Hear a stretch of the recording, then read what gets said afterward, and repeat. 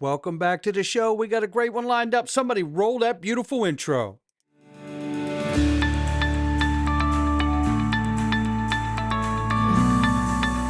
Digital Perspectives with Brad Kimes. Come on in.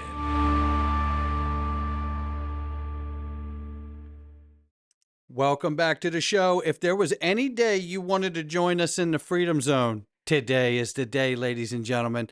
Oh, we've got some breaking leak news about Hump Island. Oh boy, yeah, very important. You're going to want to know about it. Join us in the Freedom Zone. Click the link underneath the video. Join us on YouTube right here at the button under any title, or join us in the Patreon. Same price, same perks, zero Google ads on our daily content and extra content you will not want to miss today. $3.2 trillion market cap for crypto. The market's up 1.3%. Bitcoin knocking on 100K's door. Let's see if it gets through here. It looks like we might see it today. Ethereum 1900 plus, XRP's $2.22. We're up 4% in the 24 hours, still off 0.8 on the 7-day. The range of price is ranging between 211 and 222. We're at the top side of that range, and we will look at some TA before we leave here today. I do want to remind everybody the countdown is on 21 days. Yeah, it's 21 or 22. That counter might be off by a few hours, but nonetheless, 21 days, the clock is ticking. And let me tell you right now, let's let Bree Teresi tell you what to expect at this year's conference. It's going to be incredible. And you'll get the opportunity to meet Bree as well. Hey everyone, this is a friendly reminder to go ahead and purchase your XRP Vegas tickets because the event is coming up on May 30th and 31st. We're going to have Ripple's Brad Garlinghouse and David Swartz there speaking, as well as the CEO of Uphold, of iTrustCapital, and Caleb and Brown, and so many other people in the digital asset space. It's going to be an awesome way to be able to learn so much during these panels, ask questions and connect with other people from the community. If you are new to this space, this is the perfect opportunity for you. Go ahead and purchase tickets down below. I can't wait to see you in Vegas. No doubt about it. It's going to be amazing. I'm telling you, the countdown is on. And open up your free account with Caleb and Brown. Don't you want the best night's sleep you've ever had since you've been in crypto? What if you think there's a technical issue with the account? Email, call, set up an appointment, and talk to a human being. It's that simple. It really is that simple. I know you're shocked and you think it's not real. Maybe I want to speak to a prime broker about my account, set some market orders. Yeah, you could do that too. You can't do that anywhere else, but you could do it with Caleb and Brown, and there's no hidden fees. There's no spreads on your trades. There's one flat rate to trade. That's it. One. There's no hidden fee, no charge for institutional grade custody for retail folks like you and I. It's about time you get the service that you deserve, and you get it at Caleb and Brown. XRPwealth589.com. Get started today before the bull run hits. You know how long it takes to set up an account, so make sure you get it done. Let's get started. Well, I think we kind of knew this. If you've been tracking this game, Jerome Powell does not like President Trump. And Jerome Powell would have done whatever he needed to do for Biden's administration, and did. But not now. No, no, no. This is why the current administration, the current president doesn't like Jerome Powell. Federal Reserve leaves interest rates unchanged and remains at 4.25, 4.50. I said, make no mistake, Powell would have done whatever Biden wanted, and he did. This is political weaponization of the Fed. There's no question about it. And we know that this is important that they get the rate cuts because Trump needs to refinance the debt of this country before this year is over. And he needs to get that rate down to make sure that he can get the best rate possible going forward. It's unsustainable at the level, right? So with that being said, that's why Jerome Powell's not such a good guy. Nonetheless, let's take a look around the world and kind of get a quick snapshot of what's unfolding here, because it is about to unfold here in the United States. And I have said it before, the catalyst for crypto is the United States market infrastructure and passing of legislation, period, full stop. If not, then why are all these other countries out here with clarity and doing whatever they want? Why haven't they become the leader yet? because the world knows the truth. The truth is the United States is the greatest consumer economy in the world. And that's why China's about to meet with us to get a deal done. Meanwhile, Bank of Korea add person-to-person transfers to CBDC trials by October.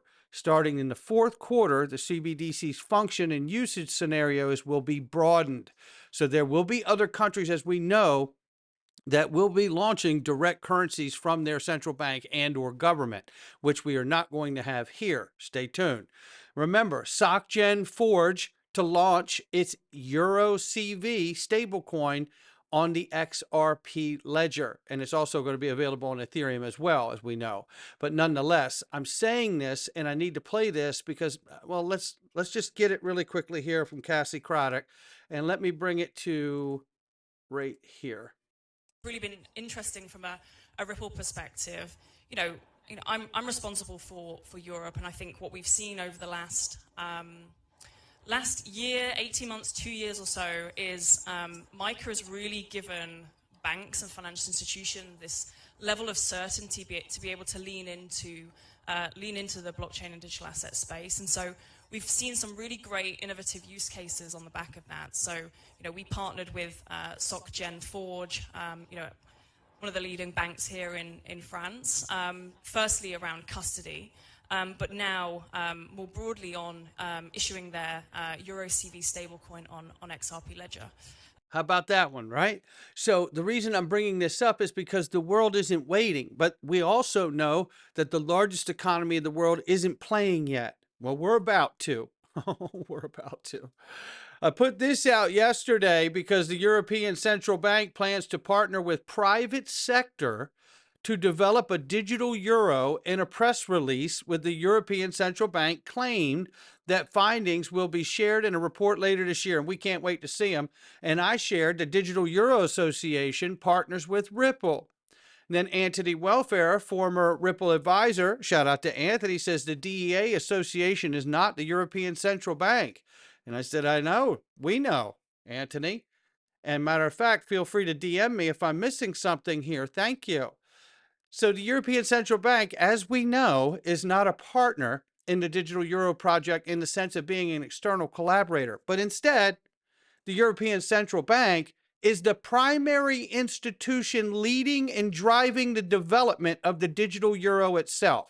Now, why would he want to tell us that there's a difference between the two when we know this? And then on top of it, not only is there a difference, there really isn't a difference. The difference is that the European Central Bank isn't an external partner. It is the primary institution leading this. So what is the sense? I can't make any sense of it, but we like Anthony. I don't know what the point was, but we like him. Nonetheless, we know there's going to be no CBDC here. We heard it directly from the U.S. Treasury Secretary, Scott Bessent. Sir, we believe that digital assets belong in the private sector. And my personal view is that having a central bank digital currency is a sign of weakness, not strength, because really the reason, if there is a reserve, say a reserve manager or a foreign central bank holds US dollars, then there is a wide variety of US assets they can invest in. You would create a central bank digital currency just for ease of use because there are no good choices for underlying assets. And so you're saying you would not be in favor of the Federal Reserve issuing such a currency? No, sir. So there you have that. That's off the table. But look, the reality is Korea, Asia as a broader market, right? The UAE, the Middle East, you know, the European Union, the European Central Bank, right? The Digital Euro Association. Now we know that we're not going to have a CBDC, thank goodness, right? And then remember when Scott Bessent was talking to the IMF and then he said we need to get back, the IMF needs to get back to its basic work? Well, just listen to this very quickly here. Mr. Chairman, we believe the SDR process at the IMF should serve the goals of the United States of America and not other states. Did you hear what he just said? One more time. Process at the IMF should serve the goals of the United States of America and not other states. And see, we're the largest vote holder at the table of the IMF. And he just said it out loud. Did you hear it? The IMF should serve the goals of the United States and not the other states, the United States.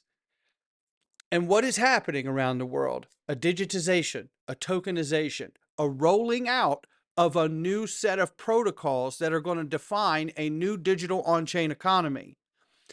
And the United States has made it very clear in the previous clip, they're not launching a CBDC.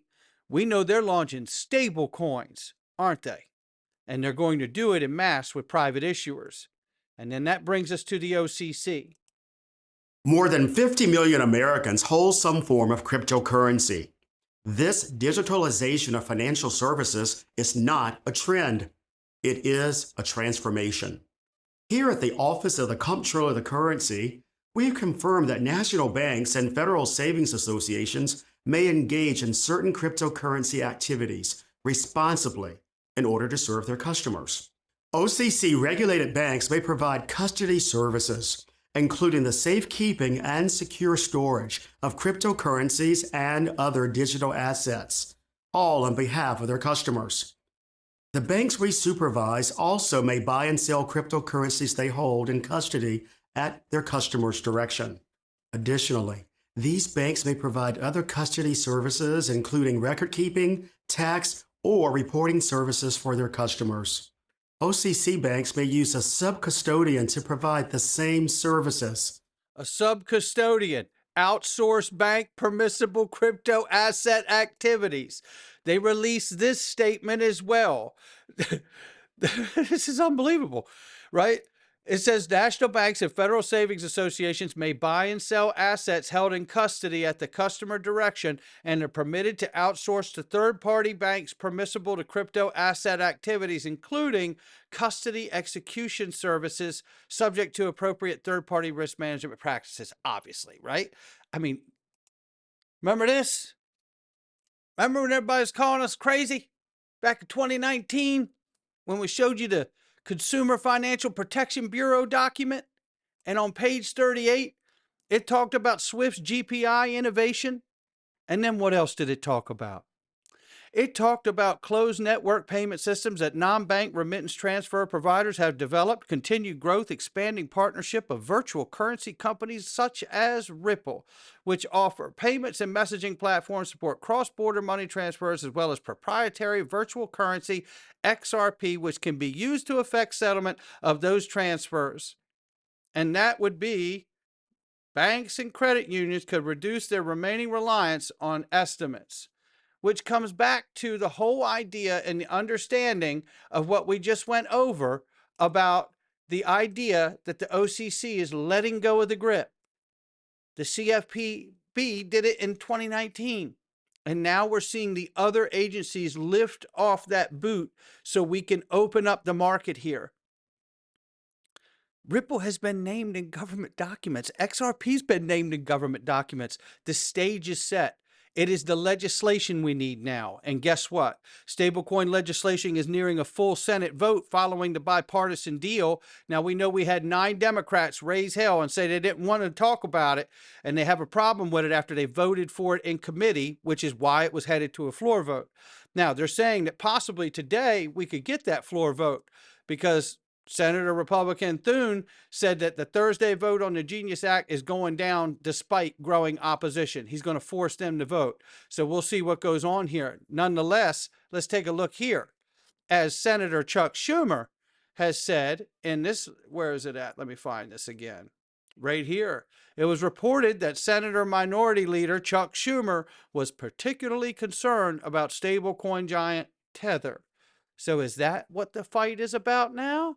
I know that they wanted to politically grandstand on Trump for launching projects prior to having legislation in the crypto space, which is valid, right? Let's be fair, that's valid. You know, you could hold back what you're working on until we get to legislation so the left side of the aisle doesn't have these arrows to throw at you, right? But they didn't. But now here we are. But it is important to get this legislation through because this is bigger than just having some money in your pocket. This is about saving the US dollar as we move to a new digital on-chain economy. You can write that down. And Stripe introduces stablecoin financial accounts.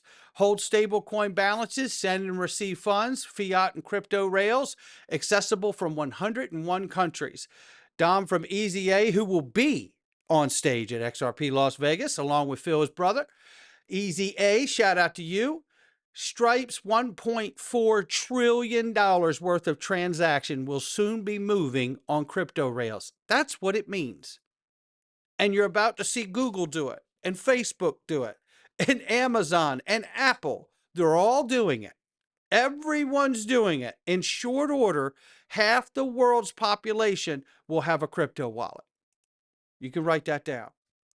The adults have known that this is the real reason why digital assets were created. Here's Treasurer Scott Bessent again. Take a Can you listen. quickly explain how important it is for America to take the lead here, especially as we see China leaping ahead?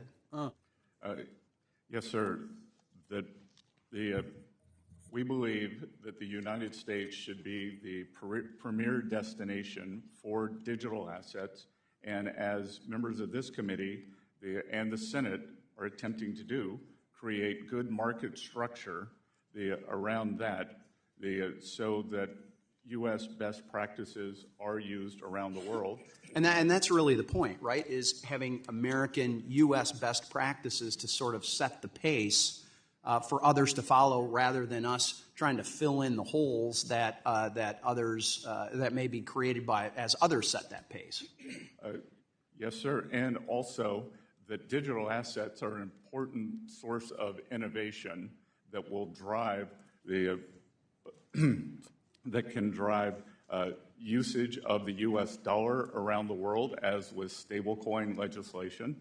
There is speculation that there may be up to $2 trillion of demand over the next few years for U.S. government securities from digital assets. $2 trillion demand. How about that? I'm loving that for us. Very quickly, I'll tell you what else I'm loving for us too is Ed Grad Crypto. Don't forget, he has a special group that you could subscribe to if you want daily numbers. I think this guy's spitting it out. We love his work. Shout out to him. I hope him and his family are doing well. He puts the 5 colors, 5 scenarios down here on the table. One's $3, which is the white scenario. The yellow one's $4.85. The red one is $6.22. The blue one is $7.68. And the green one is the one I'm looking for right out of the gate, which is $27. That would be phenomenal right there. And obviously I believe XRP will grow to 4 and 5 digits based on its full scale intended use. But I'm just saying, getting out of the gate, going double digits in the 20 plus range would be an amazing, amazing run.